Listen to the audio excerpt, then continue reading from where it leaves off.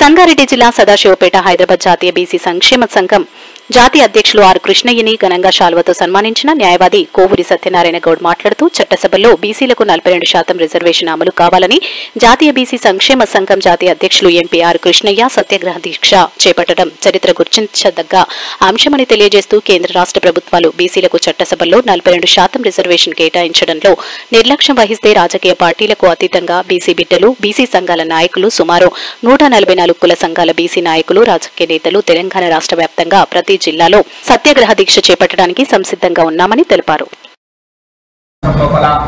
మన బీసీల పక్షాన మరి సత్యాగ్రహ దీక్ష 42% రిజర్వేషన్ చట్టసభలో అమలు చేయడం అనేది అది చరిత్ర సృష్టించిన అంశం.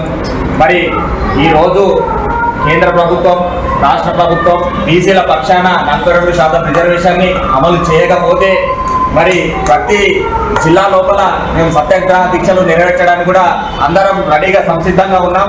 మరి ఈ విషయాన్ని మా జాతీయ అధ్యక్షులు బీసీల పక్షాన ఉన్న ఆర్ కృష్ణయ్య అన్నగారి సమక్షం లోపల మీడియా మిత్రుల సమక్షం లోపల మేము తెలియజేయడానికి ఈరోజు గర్వకారణంగా ముందరకు వచ్చి తెలియజేస్తున్నాం. కాబట్టి వెంటనే బీసీలకు న్యాయం జరిగే విధంగా చట్టసభ లోపల మాకు 42% రిజర్వేషన్ ని కల్పించాలని చెప్పేసి కోరుతున్నాం. మరి ప్రతి ఒక్క నాయకుడు కూడా పార్టీలకు అతీతంగా ఉండి బీసీల పక్షాన నిలబడాలని సవినయంగా మనవి చేసుకుంటున్నాం.